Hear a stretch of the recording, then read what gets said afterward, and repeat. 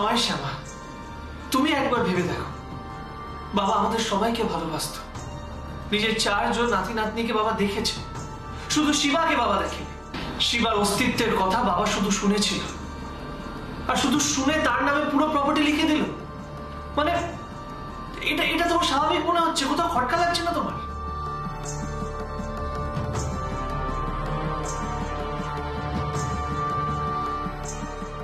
দেখো, এই বিষয়ে খটকা লাগাটা স্বাভাবিক, কিন্তু মুখার্জি আঙ্কেলকে, ওনাকে দিয়ে তো বাবা নিজেই ওইটা করিয়েছে, সেটাকেই বা কি করে অবিশ্বাস করতে পারি বলো তো? অবিশ্বাসের কথা নয় শ্যামা, কিন্তু এই পুরো ব্যাপারটা এত সিম্পল ভাবে মেনে নিতে আমার অসুবিধা হচ্ছে। কিন্তু কোথাও একটা গন্ডগোল আছে বলে আমার মনে হয়।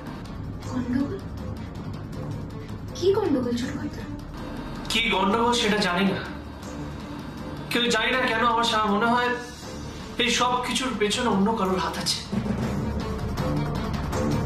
কারসাজি করা হয়েছে, এই ভিলটা নিয়ে কারসাজি করা হয়েছে শ্যামা। কারসাজি?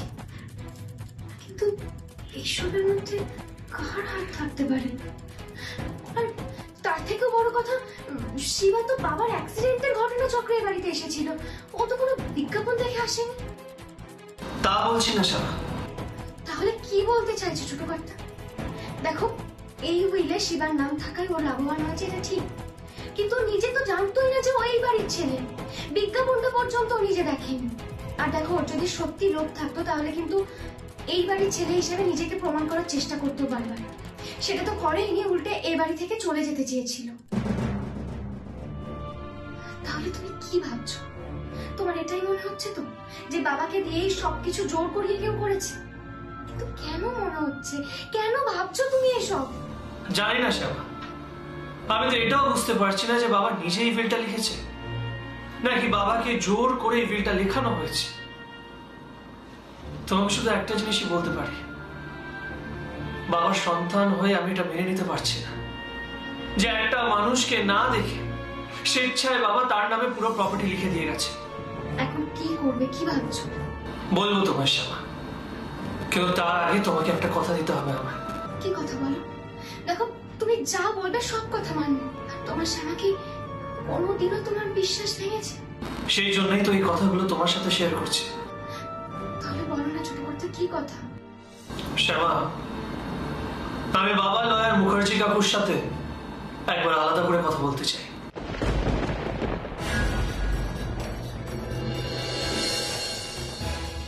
হ্যাঁ, তোমার যদি মনে হয় কথা বলবে বলো না, একদিন তো ওনাকে বাড়িতে রেখে আনলেই হয়। না না শ্যামা, আমি ওনার সাথে গোপনে কথা বলতে চাই, আর সেটার ব্যাপারে কেউ জানবে না। এমনকি মা, শিবা কেউ জানবে না, বড়দা ভাই, মেজদা ভাই কেউ না। বুঝতে পেরেছ? বুঝেছি। দেখো শ্যামা, কার মনে কি আছে সেটা আমি জানি না, তাই আমি চাইছি না আপাতত কেউ এই ব্যাপারে জানো। মুখার্জি কাকুকে আমি ভালোভাবে চিনি, বাবার এত বছরের বন্ধু, উনি একজন সৎ মানুষ। আর আমি এটাও জানি উনি আমার চোখে চোখ রেখে মিথ্যে কথা বলতে পারবেন না।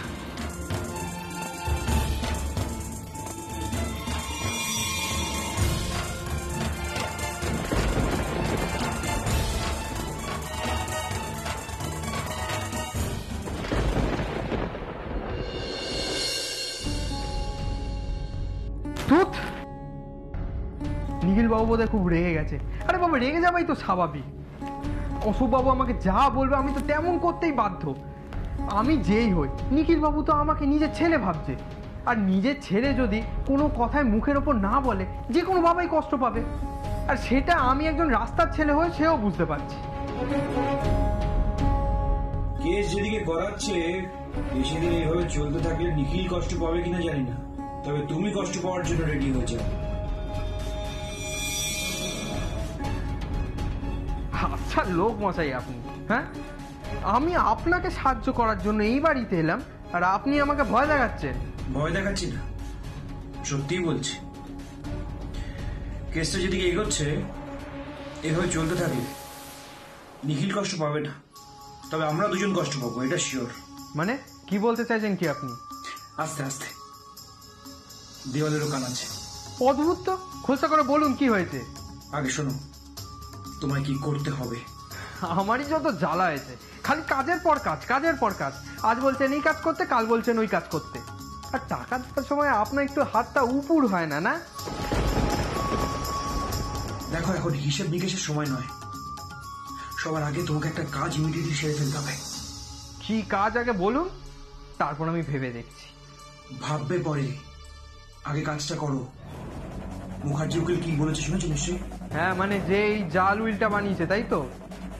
আচ্ছা লোক আপনি না, যত জালি লোক আছে আপনার সাথে সবার জানাশোনা। এই, এত পাকা পাকা কথা বলো না। মুখার্জি উকিল যদি জালি হতো তাহলে তো মিটেই যেত সমস্যা। লোকটা জালি না, লোকটা সৎ, আর সেখানেই তো মুশকিল। যদি একটু একটু জালি হতো, আমার সব সমস্যার সমাধান হয়ে যেত। লোকটা নাকি সৎ, নিজের বন্ধুর উইলটা জাল করতে বাকি রাখলো না, সে নাকি আবার সৎ। সেটা লোকটা করেছিল কারণ লোকটার টাকার দরকার ছিল। লোকটার বউ অসুস্থ, তাই। আপনি সাংঘাতিক লোক তো, এই সুযোগটাও আপনি ছাড়লেন না। তোমাকে এত ভাবতে হবে না। যে কাজটা দিয়েছি সেটা মন দিয়ে করো, ওইটা নিয়ে ভাবো, ব্যাস, তাহলেই হবে। কোন কাজ? কেন? পয়সা নিয়ে যে কাজ এতদিন করে এসছো সেই কাজই করবে। মানে বুঝতে পারলাম না, কোন কাজের কথা বলছেন? দেখো, নিখিল কিন্তু ব্যাপারটা সন্দেহ করেছে। কোন বিষয়টা? হ্যাঁ, বাবার এই সম্পত্তি তোমার নামে লিখে দেওয়া, তারপর উইল বানানো, হঠাৎ করে এত বড় একটা ডিসিশন নেওয়া, এই পুরো ব্যাপারটা কি নিখিল ভাবছে একটা ফ্রড হয়েছে, তাই জন্য সন্দেহ করছে। আর এমন হঠাৎ মনে হওয়ার কারণ কি? সন্দেহ করছে কারণ তুমি সম্পত্তি লিখে দিতে রাজি হওনি। তুমি যদি সম্পত্তি লিখে দিতে, সবাইকে সমানভাবে ভাগ করে দিতে, তাহলে নিখিল সন্দেহ করতো না। তুমি দাওনি, রাজি হওনি, তাই জন্যই সন্দেহটা করছে। সে তো আমি আপনার কথাতে করেছি। হ্যাঁ, আমি জানি, ভালো কাজ করেছো, খুবই ভালো করেছো। তবে এখন আমি যেরকম বলবো সেরকম করো, তাহলে সমস্যা মিটে যাবে। কি করতে হবে বলুন। নিখিল কিন্তু চাইছে এখন ওই মুখার্জি উকিলের সঙ্গে দেখা করতে। আমি চাই ও মুখার্জি উকিলের সঙ্গে দেখা করার আগে তুমি ওনার সঙ্গে দেখা করো, তুমি ওনার কাছে পৌঁছে যাও। গিয়ে গিয়ে কি করবে মানে? তুমি তোমার কাজ করবে। আরে বাবা, নিখিল পৌঁছানোর আগে ওনাকে সরিয়ে দাও। হ্যাঁ, হ্যাঁ, ওরকম হুট করে বললে কিছু করা যায় নাকি? আরে বাবা, টার্গেটকে তো আগে থেকে স্টাডি করতে হয়। আর এরকম আপনার কথা শুনে আমি যাই আর বাড়ির লোক দেখে আমাকে আবার জেলে ঢুকিয়ে দিক, তাই তো? বাবা, নেকামো মারছো নাকি? তুমি এতদিন যে কাজটা করতে সেই কাজটাই করবে? এসব কাজ তোমার কাছে নতুন নাকি? হ্যাঁ, ততক্ষণ আমি বরঞ্চ নিখিলকে একটু এদিকে আটকে রাখবো, আর তুমি ততক্ষণে ওনাকে সরিয়ে দেবে, বুঝেছো? এরকম দুম করে বললে না হয় না, সব কিছু না আগে থেকে একটু প্রিপারেশন নিতে হয়। প্ল্যান সব করা আছে। কেন? এটা ধরো, এটা হচ্ছে ওনার বাড়ির ঠিকানা। কিছু একটা বলে ওনাকে বাড়ি থেকে বের করো। আরে বাবা, তোমার ওই এক্সট্রা সিম কার্ড গুলো আছে, ওখান দিয়ে ফোন করবে, বাইরে বের করো, তারপর বাকিটা তোমার উপর। আর লোকটাকে ফোন করলেই যে লোকটা আসবে তার গ্যারান্টি কে নেবে? শোনো, ওই উকিলের বাড়িতে অসুস্থ পেশেন্ট আছে, তো ওনাকে যদি টাকা দেওয়ার নাম করে ডাকো, উনি কিন্তু বেরিয়ে আসবে। ইয়েস, আর তখনই তোমার কাজটা সেরে ফেলতে হবে। ধুর বাবা, এরকম হঠাৎ করে এই দুপুরবেলা আমি মার্ডার করে তারপরে ওই বডি থেকে লোপাট করবো কোথায় শুনি? সবই যদি আমি বলে দিই তাহলে তুমি কি করবে? নিজে মাথাটা লাগাও। দেখো, ওই উকিলের কাছে যদি নিখিল পৌঁছে যায়, উকিল কিন্তু মিথ্যে কথা বলতে পারবে না। উনি কিন্তু একদমই মিথ্যে কথা বলতে পারেন না, আমি জানি সেটা। নিখিল জেরা করবে, উনি সত্যি কথা বলে দেবেন, আমরা দুজনেই ফেসে যাবো। আরে বাবা, কি মুশকিল! এইসব খুন করার অর্ডার না একটু আগে দিতে হয়, এরকম দুম করে বললে হয় না, বুঝলেন? এরকম হঠাৎ করে বললে কাজটা করা যায় না। আর এরকম আমি খুনটা করে আমি তারপর জেলে যাই, সেটা তো আর আমি চাই না, তাই না? দেখো শিবা, কোনো মতেই নিখিলকে ওনার কাছে পৌঁছতে দেওয়া যাবে না। হ্যাঁ, নিখিলকে আমি এখানে আটকে রাখছি, তুমি ওদিকে কাজটা সেরে ফেলো। নিখিল যদি ওনার কাছে পৌঁছে যায় তাহলে আমার সঙ্গে সঙ্গে কিন্তু তুমিও ফাঁসবে, এটা মাথায় রেখো। নিখিল, এই যা পিছু রেখে ফেললাম। বলছি যে কোথাও বেরোচ্ছিস নাকি? হ্যাঁ মা, বেরোচ্ছি। ও, তা এখন কোথায় বেরোচ্ছিস বাবা? অফিসে যাচ্ছি মা। রোজ তো এই সময় অফিসে যাই। সে আর জানবো না, তুই যে রোজ এই সময় অফিস যাস, কিন্তু আজকে যে তোর ছোট দাদু ভাইকে নিয়ে যাওয়ার কথা ছিল বাবা, হ্যাঁ তুই একা যাচ্ছিস তাই জিজ্ঞেস করলাম। আজ থাক মা। রাগ করেছিস না ছেলেটার উপরে? রাগের বিষয় না, আমার কিছু কাজ আছে তাই অফিসে যাচ্ছি। রাগ করেছিস, মিছি মিছি রাগ করছিস বাবা ছেলেটার উপরে, হ্যাঁ কেন রাগ করছিস? ওর বাবা সেই কাজেই তো তোর নিয়ে যাওয়ার কথা ছিল ওকে, এত সাজানো গোছানো হলো কেন? তুই তো বললি যে ওকে অফিসে নিয়ে যাবি সঙ্গে করে, তা নিয়ে যাবি না? তা ছিল, কিন্তু আজকে অনেক দেরি হয়ে গেছে, আর সেই জন্যই আমার মনে হয় না যে লয়ারের সাথে আজ আমাদের আর দেখা হবে। আর এমনিতেও আমার কয়েকটা অন্য মিটিং আছে যেখানে শিবাকে দরকার নেই, তাই তাই আজ থাক। আমি বরং কাল ওকে নিয়ে যাবো। নিখিল আবার বলছি, তুই মিছি মিছি রাগ করছিস ছেলেটার উপর। ওর দিকটাও তো একটু ভেবে দেখা উচিত নাকি? হ্যাঁ ওকেও তো একটু ভরসা আমাদের করতে হবেই। মা ভরসা করছি না তোমায় কে বললো? আমি তো বলছি আমার অন্য কিছু কাজ আছে, আর শিবাকে নিয়ে গেলে ও বোর হবে, তাই তাই ওকে কাল নিয়ে যাবো। নিখিল, মায়ের কাছে কোনোদিন কিছু লুকোতে পেরেছিস তুই? স্পষ্ট দেখতে পাচ্ছি নিজের সন্তানের ওপর এক রাস অভিমান হয়েছে তোর, হ্যাঁ? না মা, সেরকম কিছু না। আচ্ছা আচ্ছা হয়নি বলবো না। এখন অন্য কথা শোন, বলছি যে আমি কথা বলেছি তোর বড়দা ভাইয়ের সঙ্গে, এখন আসছি তোর সঙ্গে কথা বলতে। হ্যাঁ আমাকে কি ব্ল্যাকমেল করছেন? শুনুন, শিবাকে না চমকিয়ে কোনো লাভ নেই। শিবা কাউকে ভয় পায় না, পুলিশকেও না। তোমাকে ব্ল্যাকমেল করে আমার লাভ কি? হ্যাঁ, তবে হ্যাঁ, যদি বেশি তেদরামি করো তাহলে ফেসে যেতে পারো। তোমাকে জাস্ট একটু মনে করিয়ে দিলাম, এসবের কথা এখন ভাবার সময় নেই। এখন শুধু একটা কাজের দিকে ফোকাস করো, মুখার্জি ওকে। মনে রাখো, নিখিল পৌঁছানোর আগে ওনাকে এখান থেকে সরিয়ে ফেলতে হবে। তারপরে বাইপাসের ধারে কোথাও ডাম্প করে দিও। এসব তো তোমার বা হাতের খেয়ে, তাই না? আচ্ছা একটা কথা বলুন তো, এই কাজটার অভিজ্ঞতা তো আমার থেকে আপনার বেশি। খুন করেই তো জেলে গেছিলেন। হ্যাঁ, বসন্ত চৌধুরী না হয় আপনার বাবা, সেই জন্য আমাকে অর্ডার দিয়েছিলেন কাজটা করার জন্য, কিন্তু ইনি তো আপনার কেউ হয় না। আপনিই তো কাজটা নিজেই সারতে পারতেন। আমি করতাম, তবে এখন আশ্রমের দিকে একটু মন দিয়েছি তো, ওদিকে অনেক চাপ, ঠান্ডা মাথায় কাজটা করতে পারবো না, তাই জন্য তোমাকে দায়িত্ব দিলাম। তুমি চিন্তা করো না, তোমাকে এর জন্য এক্সট্রা টাকা দেবো। স্যার, দয়া করে আমাকে এই আশ্রমের গুলটা দেবেন না, কারণ আমি ভালো করে জানি আপনি কত বড় ভণ্ড। হ্যাঁ, আপনি ওই আশ্রমের কথা ফেলে যে আপনি কি কি করতে পারেন সে। চুপ করো, অকারণে সব জানতে গেলে দেখিও না। যদি আমি পারতাম নিজেই করতাম, বেকার বেকার টাকা খরচা করতাম না। ও হ্যাঁ, এই টাকার কথা মনে পড়লো, আজকে বলবো ভাবছিলাম। আমার আগের টাকাটা আপনি কখন ক্লিয়ার করবেন?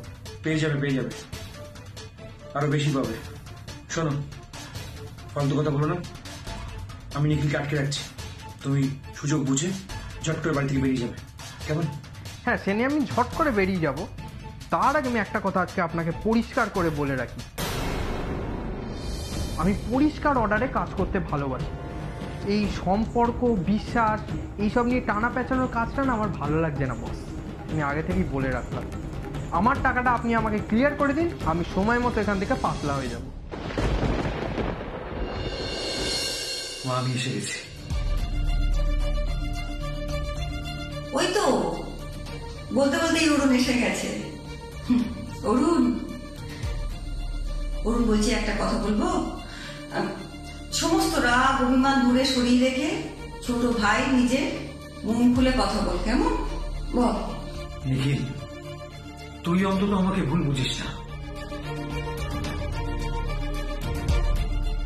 বর্দা ভাই, তোকে ভুল বোঝার কিছু নেই। তুই যা ভাবছিস আমিও সেটাই ভাবছি, তাই তাই তোর কোনো অন্যায় নেই, সেটা আমি ভালোভাবেই জানি। বলেছি নিখিল, নিশ্চয়ই বলেছি। দেখ ভাই, আমি কোনোদিন স্বার্থপর মানুষ হতে শিখিনি। নিজের জন্য দাবি জানানো আমার স্বভাব নয়। আমাদের পরিবারের মধ্যে আমারটুকু কখনো আমি আলাদা করে চিহ্নিত করতে চাইনি। বড়দা ভাই এসব কথা আমি ভালোভাবেই জানি। তুই যে সেটা জানিস আমি জানি, তবু আজ আমাকে একটু বলতে দে। বেশ তো, বল না। আসলে কি জানিস, বাবাকে আমি চিরকাল একজন বিচক্ষণ মানুষ হিসেবে দেখে এসেছি, আর সেই বাবা এরকম একটা উইল করে গেলেন, সেটা আমি কিছুতেই মন থেকে মানতে পারছি না। তাই জন্য হয়তো একটু বেশি রিয়াক্ট করে ফেলেছি। আমার ছেলেদের উনি বঞ্চিত করেছেন বলে যতটা না রিয়াক্ট করেছি, তার থেকে বেশি রিয়াক্ট করেছি ওনার প্রতি বিশ্বাসটুকু আমার আহত হয়েছে বলে। এটাতে তোর কোনো ভুল নেই। তুই ডোডো তাতারের বাবা। ওরা যদি কোনোভাবে বঞ্চিত হয় তখন তোকে তো মুখ খুলতেই হবে। না নিখিল, আমাদের বাবা মা সেই শিক্ষা আমাদের দেননি। তাছাড়া ডোডো তাতান প্রতিষ্ঠিত, ওদের জন্য আলাদা কিছু আমার চাওয়া উচিত হয়নি। তাছাড়া বাবা নিশ্চয়ই উইলটা করেছেন সব দিক ভালো বুঝেই। এই তো চৌধুরী পরিবারের ছেলের মতন কথা। তাই তো, আলাদা আলাদা করে ভাবতে হবে কেন? আমরা চৌধুরী পরিবারের লোকেরা যদি একসাথে বেঁধে বেঁধে থাকি, আলাদা করে নিজের কথা ভাববার মতন কোনো অবকাশই থাকবে না, কোনো প্রয়োজনই পড়বে না। হ্যাঁ, যতদিন পারবো থাকবো। যদি না থাকতে দেওয়া হয়, পরে নিজেদের ব্যবস্থা নিজেরাই করে দেবো। কোথায় যাবে তুমি? তুমি এখন এত বড় সম্পত্তির মালিক, ভুলে যেও না। শুনুন, এইসব সম্পত্তি টম্পত্তি নিয়ে না সত্যি আমার কোনো মাথা ব্যথা নেই, বুঝলেন? হ্যাঁ, আমাকে আমার টাকাটা ক্লিয়ার করে দেবেন। আর নইলে আজকে যেরকম আমি লয়ারকে খালাস করতে যাচ্ছি না, কারণ লয়ার মুখ খুলবে বলে, কালকে যদি আমি মুখ খুলি আবার আপনাকে লোক ভাড়া করে এনে আমার মুখ বন্ধ করতে হবে, তাই না? শিবা, চোখ রাখছেন কাকে? হ্যাঁ, জানেন না শিবা কাউকে ভয় পায় না। আপনি সাধুর বেশে এই বাড়িতে এলেও আমি জানি আপনি হলেন মস্ত বড় একটা ভণ্ড। আস্তিনে সাপ পোষা দাগি শয়তান যাকে বলে, সেই হলেন আপনি। মুখ সামলে কথা বলো শিবা। আপনার বাড়ির লোকগুলো যেদিন আপনাকে চিনবে না, সেদিন বুঝবেন আপনার কি হাল হয়।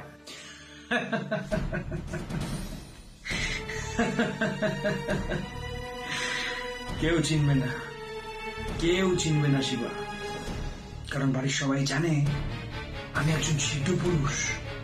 আর সিদ্ধ পুরুষরা কখনো এরকম করতে পারে? তারা কখনো বিশ্বাসই করবে না। তারা ভাবে আমি হয়তো সত্যি সত্যি আশ্রম খুলে মানুষের সেবা করব। তারা কোনোদিনও আমাকে অবিশ্বাস করবে না এই ব্যাপারে, তুমি নিশ্চিন্ত থাকতে পারো। আচ্ছা, না হয় আমি হলাম বাইরের ছেলে, আপনি বাড়ির ছেলে হয়েও আপনি এগুলো কি করে করেন? আপনার ভয় করে না যদি আমি ফাঁসিয়ে দিই আপনাকে? পারবে না, বরং তোমাকে আমি সাবধান করে দিচ্ছি। হ্যাঁ, আমাকে ফাঁসাতে গেলে তুমি নিজেই ফেসে যাবে। ইয়েস, সবাই কি ভাববে? ভুল নাম নিয়ে, অন্যের পরিচয় নিয়ে তুমি এই বাড়িতে ঢুকেছো সম্পত্তি হাতানোর জন্য, জালিয়াতি করতে। তুমি ফেসে যাবে কিন্তু, তাই সাবধান। যেটা বলছি চুপচাপ শোনো আমার কথা। বস্তির ছেলে, অনেক বড় স্বপ্ন নিয়ে এসছো এই বাড়িতে, সবাই কিন্তু এটাই ভাববে। তাই আমার লেজে পা দিও না, চুপচাপ যেটা বলছি সেটা করো, কেমন? যাও, নিজের কাজে লেগে পড়ো। গুড বয়, যাও যাও যাও।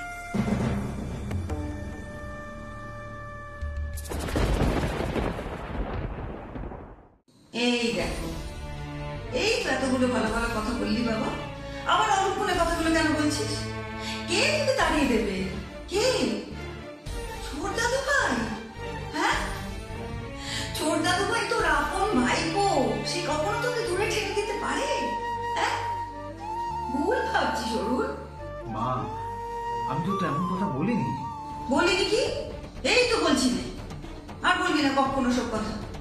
না থাম, বলছি যে বড় বৌমা আসছে, ছোট দাদু ভাইকে সঙ্গে নিয়ে যা বলবা ওর সামনে বলিস, কেমন?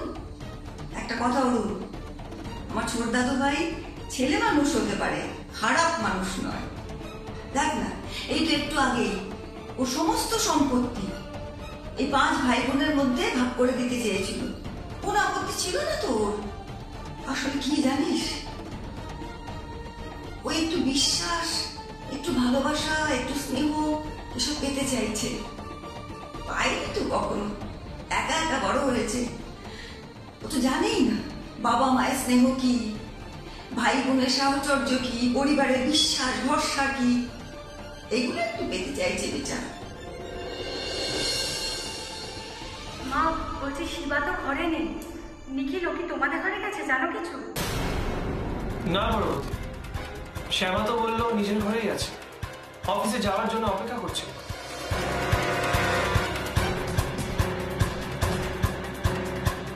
কই ওকে তো ঘরে দেখলাম না, কোথায় গেল ছেলেটা?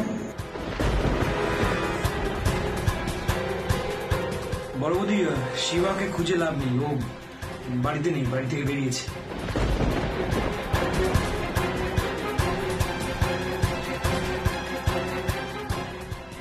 বাড়িতে নেই? তাহলে কোথায় গেছে ও? বাড়িতে নেই মানে? হ্যাঁ শ্যামা, শিবা বাড়ি থেকে বেরিয়ে গেছে। শিবা, শিবা কি আপনাকে বলে গেছে ও কোথায় গেছে? না তো আপনি কি করে জানলেন?